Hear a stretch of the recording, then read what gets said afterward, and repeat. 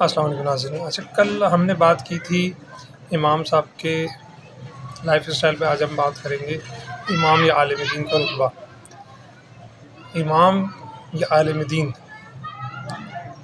آپ کو پتہ ہے کہ 8 سال کا درس نظامی کا کورس ہوتا ہے، اور پھر اس کے بعد پھر احادیث اور پھر دوسری کتب اور بہت کچھ ان کی پڑھائی میں ہوتا ہے، جس سے وہ پڑھ کے ایک عالم دین بنتے ہیں۔ اور پھر اس کو کہنا چاہیے نا، جس کے کٹر عالم دین بننا اور پکا عالم دین بننا، تو اس کے لیے انہوں نے، جیسے کہ ڈاکٹر انجینئر مختلف پڑھائیاں کرتے ہیں، مختلف ورژن پڑھتے ہیں، اس طرح سے اسلام کی بھی کتابوں کے اندر بہت ساری احادیث کی کتابیں، پھر علماء مجتہدین کے واقعات ہیں، ان سب کو وہ یاد کرتا ہے، تو پھر اس سے ایک عالم دین بنتا ہے۔ اور عالم دین، ایک امام، ہر مسلمان کی نماز کا امین ہے۔ ہم اس کی امامت میں نماز ادا کرتے ہیں، مقتدی ہوتے ہیں۔ اور جو لوگ مرد حضرات مسجد میں نماز پڑھتے ہیں، مقتدی کچھ نہیں پڑھتا، صرف جو امام کی نماز ہوگی وہی مقتدی کی نماز ہوگی، یہ ذہن میں رکھنا چاہیے۔ اچھا، اب ہم کر کیا رہے ہیں کہ امام اپنا پورا ٹائم، ایک عالم دین اپنا بہت ٹائم لوگوں میں دیتے ہیں دین کی تبلیغ و اشاعت کے لیے۔ اب ہمارا حال دیکھیے، ہم کر کیا رہے ہیں۔ جمعے کو نارملی مساجد میں امام 1:10 پر ممبر پہ بیٹھ جاتے ہیں، وعظ کرتے ہیں، اور نماز کا ٹائم 1:45 یا 2 بجے ہوتا ہے۔ اس کے بعد امام خطبے کے لیے کھڑے ہوتے ہیں۔ ہم کتنے بجے آتے ہیں؟ ہم بالکل عین ٹائم پہ 5-10 منٹ پہلے پہنچتے ہیں۔ وہ اتنی دیر سے بیٹھے اپنا وعظ و نصیحت کرے، لیکن ہمیں سننے کی ضرورت نہیں، ٹھیک ہے۔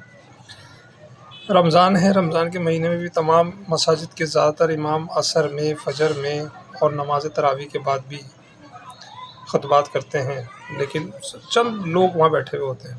ایسا لگتا ہے سب کو دین سمجھ میں آ گیا، سب عالم دین بن چکے ہیں۔ یہ ہمارا حال ہے۔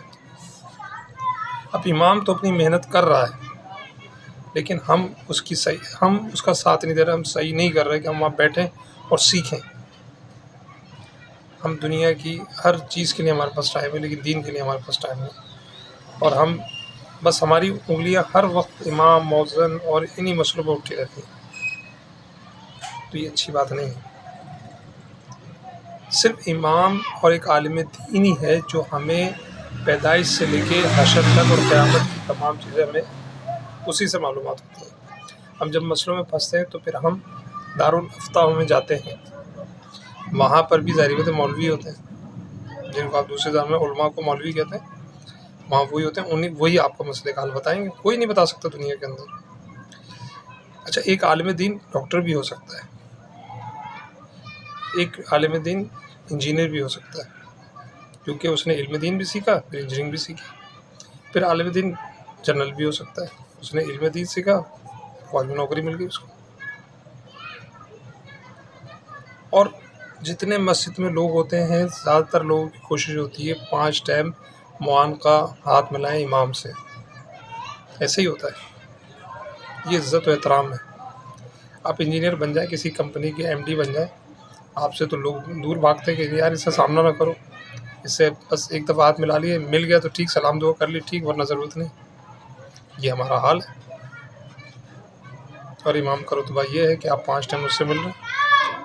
حافظ قرآن بھی کوئی مذاق نہیں ہے۔ ایک بچہ 7-8 سال کی عمر کے اندر بس 2-3 سال کی محنت کے بعد وہ حافظ قرآن بنتا ہے، پھر اس کے بعد وہ مستقل اس کو ریپیٹ کرتا ہے تاکہ پکا ہو جائے۔ اب تراویحیں آپ دیکھیں، روزانہ لوگ جو ہے نا ان سے حفاظ سے ملتے ہیں، کیونکہ یہ ہماری اساس ہے۔ تو ہمیں سوچنا ہوگا اور سب کو دین کی طرف راغب ہونا ہوگا، یہ بہت ضروری ہے۔ اور اس دور کے اندر بہت ضروری ہے ہم سب دین کی طرف راغب ہوں، دین سے محبت کریں، علماء سے محبت کریں، اسی میں ہماری نجات ہے۔ السلام علیکم ورحمۃ اللہ وبرکاتہ۔